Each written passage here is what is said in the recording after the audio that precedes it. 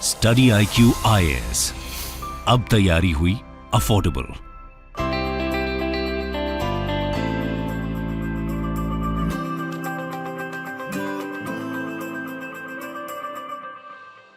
नमस्कार दोस्तों, जैसा कि आपको पता होगा उद्धव ठाकरे जी जो कि इस समय चीफ मिनिस्टर हैं महाराष्ट्र के और साथ ही साथ शिवसेना के सबसे बड़े लीडर हैं इस समय, क्योंकि आपको याद होगा शिवसेना जो कि बाल ठाकरे जी के द्वारा बनाया गया था, फाउंड किया गया था, उनके बेटे हैं उद्धव ठाकरे और उन्होंने इस पूरे पार्टी को अब ले लिया है। लेकिन अभी सिचुएशन ऐसी है कि चीफ मिनिस्टर का पद तो छोड़िए, क्या उनके पास खुद की पार्टी जो शिवसेना है, क्या उनके पास खुद की पार्टी रहेगी नहीं रहेगी ये अभी नहीं पता। ये आप देख सकते हो, Uddhav Thackeray fights to keep control over Shiv Sena.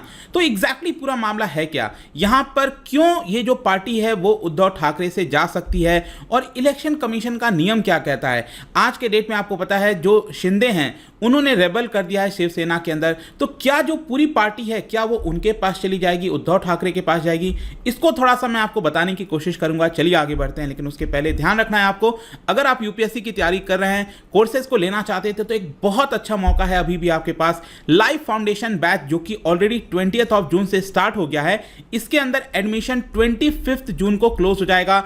कल शाम के बाद आप इसमें एडमिशन नहीं ले सकते। और आपको पता है कि जो अगला प्रीलिम्स होने वाला है वो होगा 28 मई 2023 में। तो आपके पास एक साल से भी कम मौका बचा है कि आप यहां पर इसकी तैयारी हमारे कोर्स के साथ कर सकते हैं, क्योंकि यहां पर जितने भी सब्जेक्ट्स पढ़ाए जाएंगे आपको लाइव होगा, सब कुछ आपको यहां पर मेंटरशिप दिया जाएगा, MCQ based learning, answer writing किया जाएगा, काफी कुछ है। और जो पुराना क्लास थोड़ा बहुत आपका छूट गया है वो आप रिकॉर्डेड फॉर्म में कितनी भी बार देख सकते हैं। और ये सब कुछ बहुत ही अफोर्डेबल रेट्स पर आपको पता है 18,500 में। अंकित लाइव कोड इस्तेमाल करिएगा तो आपको मिल जाएगा। हमारे ऐप और वेबसाइट पर जाइए और इसका फायदा आप उठा सकते हैं। इसके अलावा अगर आप MCQs अटेम्प्ट करना चाहते हैं तो मेरे इंस्टा पेज पर जाइए, वहां पर स्टोरीज में जितने भी MCQs हैं उसको आप अटेम्प्ट कर पाएंगे। तो चलिए शुरुआत करते हैं और सबसे पहले देखते हैं एग्जैक्टली अभी हो क्या रहा है। जैसे कि आपको पता होगा महाराष्ट्र विकास आघाड़ी जो कि सरकार बनाई गई थी 2019 में शिवसेना, NCP और कांग्रेस के द्वारा मिलकर, तो इस समय वो अपने सबसे बड़े क्राइसिस से गुजर रही है।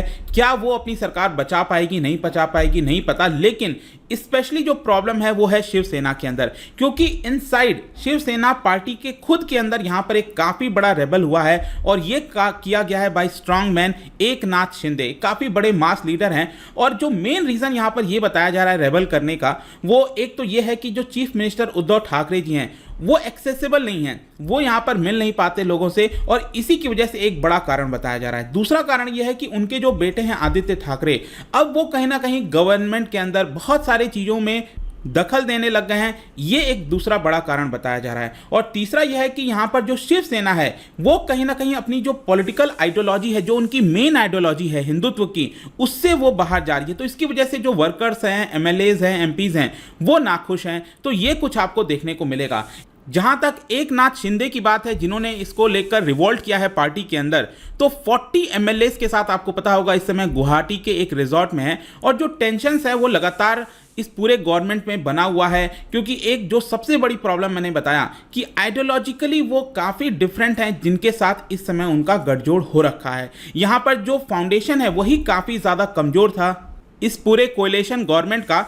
और आपको पता है कि जो मेन कारण था वो यही था कि बीजेपी को पावर में नहीं रखना है। और यहाँ पर रिसेंटली राज्यसभा जो पोल हुआ था, फिर मेंबर ऑफ लेजिस्लेटिव काउंसिल का पोल हुआ था, उसमें साफ दिख रहा था कि जो MLAs हैं उन्होंने अपना जो दल है वो कहीं ना कहीं बदला है और बीजेपी को सपोर्ट किया है। और अब ये साफ तौर पर जाहिर हो गया। जहाँ तक आइडियोलॉजिकल पोजीशन की बात है, आपको पता होना चाहिए कि 2019 में जब शिवसेना ने यहाँ पर सरकार बनाई NCP और कांग्रेस के साथ मिलकर, तो बहुत ज़्यादा कंफ्यूजिंग सिग्नल देखने को मिल रहा था। 25 साल से वो लगातार बीजेपी के साथ अलायंस बनाकर रखी थी, लेकिन अचानक से यहां पर जब वो NCP और कांग्रेस के साथ गई तो बहुत सारे लोगों के द्वारा सवाल पूछा गया कि आखिरकार शिवसेना इस समय अब क्या है, मतलब उसकी आइडियोलॉजिकल पोजीशन क्या है। क्या वो जो पहले हिंदुत्व का बात करते थे, बाल ठाकरे हो गए पहले जो भी है, क्या उनके साथ है, सेकुलर पार्टी के तौर पर अपने आप को प्रोजेक्ट करना चाह रही है, किस तरह से देखना चाह रही है। और क्योंकि डिकेड्स मतलब कि जो वर्कर्स हैं उन सभी लोगों ने मिलकर बीजेपी के साथ पूरा काम किया कई दशकों तक, और अचानक से यहां पर अगर आपको बोल दिया जाए कि आप अपोजिट पॉलिटिकल पार्टी के पास चले जाओ तो इसमें काफी प्रॉब्लम आती है। और एक और सबसे बड़ी यहां पर दिक्कत यह थी कि जो एनसीपी है और शरद पवार जिनके लीडर हैं, नेशनल कांग्रेस पार्टी जो है उनके जो लीडर हैं, वो काफी चतुराई से जो अपने मिनिस्टर्स हैं, जो इंपॉर्टेंट पोर्टफोलियो है सरकार के अंदर, महाराष्ट्र सरकार के अंदर, वो अपने पास रख ली, एनसीपी के पास चली गई। और यहां पर जो रिसोर्सेस था शिवसेना का, उसको काफी अच्छे से उन्होंने अपने यहां पर पार्टी के फायदे के लिए यूटिलाइज किया। लेकिन दूसरी तरफ अगर आप देखो, जो शिवसेना है उसको डर लग रहा था कि क्या उसका जो वोट बेस है वो बार बार जा रहा है, क्योंकि एक तरफ अगर हम देखें तो यहां पर जो वोट बेस था शिवसेना का, right wing party, Hindutva party, जो भी कहिए, वो पूरा जो वोट बेस है वो एक तरफ बीजेपी ले जा रही थी, और दूसरी तरफ जहां तक दलित की बात है, मुस्लिम्स की बात है, वो ऑलरेडी यहां पर कांग्रेस और एनसीपी के साथ थे। तो लॉस यहां पर किसको हो रहा था? शिवसेना को हो रहा था। और यही कहीं ना कहीं यहां पर जो एमएलएज हैं, एमपीज हैं, उन्होंने इस चीज को रियलाइज किया, और इसीलिए आज आपको इतना बड़ा रेबेलियन पार्टी के अंदर देखने को मिल रहा है। इनफैक्ट जो एकनाथ शिंदे हैं, वो एक काफ़ी श्रूड पॉलिटिशियन आप कह सकते हो, एक मास लीडर के तौर पर अपने आप को दिखाते हैं, और उन्होंने इस चीज़ को जस्टिफाई किया है और ये कहा है कि यहाँ पर मैं चाहता हूँ कि बाल ठाकरे की जो लेगेसी है उसको मैं प्रोटेक्ट करके रखूँ। वो इस तरह से प्रोजेक्ट कर रहे हैं। तो यहाँ पर अगर सपोज सरकार अब गिर जाती है, महाराष्ट्र के अंदर महाविकास आघाड़ी की जो सरकार है गिर जाती है और बीजेपी सरकार बना लेती है शिंदे के साथ मिलकर, तो मोस्ट प्रॉब्ली बताया जा रहा है कि शिंदे को डेप्यूटी चीफ मिनिस्टर बना दिया जाएगा। लेकिन उससे भी बड़ा क्वेश्चन यहां पर यह है कि उद्धव ठाकरे का चीफ मिनिस्टर का पद तो जाएगा ही, लेकिन क्या वो अपने पार्टी को भी खो देंगे? जो शिवसेना, जो कि आपको पता है कि जो उनके पिताजी ने बनाई, उसके बाद उनके पास आई, फिर उनके बेटे की तरफ ट्रांसफर किया जा रहा था, क्या वो सब कुछ चला जाएगा? तो इलेक्शन कमीशन का रूल क्या कहता है? तो सपोज मान लो कल के डेट में प्रॉब्लम आया, एकनाथ शिंदे कहेंगे कि जो शिवसेना है, जो तीर धनुष जो आप देखते हो सिंबल, एकनाथ शिंदे कह सकते हैं कि ये हमारी पार्टी है, और जो उद्धव ठाकरे हैं वो दूसरी तरफ क्लेम कर सकते हैं कि नहीं ये हमारी पार्टी है। उस केस में क्या होगा? तो देखो यहां पर एक रूल है 1968 का सिंबल ऑर्डर, उसी के हिसाब से तय किया जाता है। देखो 1968 का ऑर्डर ये कहता है कि इलेक्शन कमीशन अगर सेटिस्फाइड है सबसे बातचीत करके, मतलब कि यहां पर क्या होगा, इलेक्शन कमीशन जितने भी राइवल ग्रुप्स हैं उनसे बातचीत करेगा, जो एकनाथ शिंदे हैं उनकी बात सुनेगा, उद्धव ठाकरे हैं उनकी बात सुनेगा, और फिर अपने आप में कहीं ना कहीं जज करेगा कि ये जो पार्टी का सिंबल है वो किसको जाना चाहिए। और ये जो भी डिसीजन होगा इलेक्शन कमीशन का, ध्यान रखिएगा, ये बाइंडिंग होगा on all such rival groups. तो ये एक बहुत इंपॉर्टेंट चीज है कि ये सारी पावर अल्टीमेटली इलेक्शन कमीशन के पास है। इलेक्शन कमीशन खुद से डिसाइड करता है कि यहां पर ये जो पार्टी का सिंबल है वो किसको जाना चाहिए। और जाहिर सी बात है कि इतने वर्षों से जो शिवसेना का सिंबल है तीर धनुष, कोई भी वोटर अगर जाएगा, उसका कोर वोटर है, तो वो उसी को वोट देगा। तो ये एक बहुत इंपॉर्टेंट पहलू हो जाता है, और ये अप्लाई होता है, ध्यान रखिएगा, जितने भी नेशनल पार्टीज हैं और जितने भी स्टेट पार्टीज हैं, रिकॉग्नाइज्ड पार्टीज की मैं बात कर रहा हूं, जिसको इलेक्शन कमीशन रिकॉग्नाइज करता है, उनके लिए ये रूल है। लेकिन जो अनरिकॉग्नाइज्ड पार्टी है उनका क्या, जो छोटे छोटे एक सिंगल पर्सन की पार्टी है, अगर उसमें कोई डिफरेंस आ जाता है, 5 लोगों की पार्टी है उसमें कोई डिफरेंस आ जाता है, तो वो इलेक्शन कमीशन कहता है कि आपस में ही सुलझा लो या फिर कोर्ट चले जाओ, उसमें फिर इलेक्शन कमीशन कुछ नहीं कहता। तो यहां पर मैंने आपको बताया 1968 का ऑर्डर है। क्वेश्चन ये कि 1968 के पहले क्या होता था? 1968 के पहले आप देख सकते हो एक और 1961 का रूल है जिसको कहा जाता है कंडक्ट ऑफ इलेक्शन रूल्स। और 1968 के पहले जो सबसे मोस्ट हाई प्रोफाइल केस था वो हुआ था कम्युनिस्ट पार्टी ऑफ इंडिया के बीच में, सीपीआई आपको याद होगा अगर आपने थोड़ा सा इतिहास पढ़ा हो तो 1925 में इसको बनाया गया था। तो आज़ादी के बाद भी ये चलता गया, लेकिन 1964 में इसमें स्प्लिट देखने को मिला। सीपीआई के अंदर एक राइवल ग्रुप है, जैसे कि आज आप सुनते होंगे ना सीताराम येचुरी, वो बिलोंग करते हैं सीपीआईएम से, ठीक है। तो एक तो सीपीआई है लेकिन दूसरा है सीपीआईएम। तो ये जो ग्रुप है सीपीआईएम, वो इलेक्शन कमीशन चला गया, उसने कहा कि हमें आप रिकॉग्नाइज करो, हम सीपीआई से अलग होना चाहते हैं और आप हमें सीपीआईएम का दर्जा दे दीजिए। और इन लोगों ने ये कहा कि हमारे पास बहुत सारे एमपीज और एमएलएज हैं आंध्र प्रदेश में, केरला में, वेस्ट बंगाल में, जो कि हमको सपोर्ट करते हैं। तो फाइनली यहाँ पर इलेक्शन कमीशन ने ये देखा कि ये जो 3 स्टेट्स हैं, आंध्र प्रदेश, केरला और वेस्ट बंगाल, वहां पर इनके पास 4% से ज्यादा वोट है।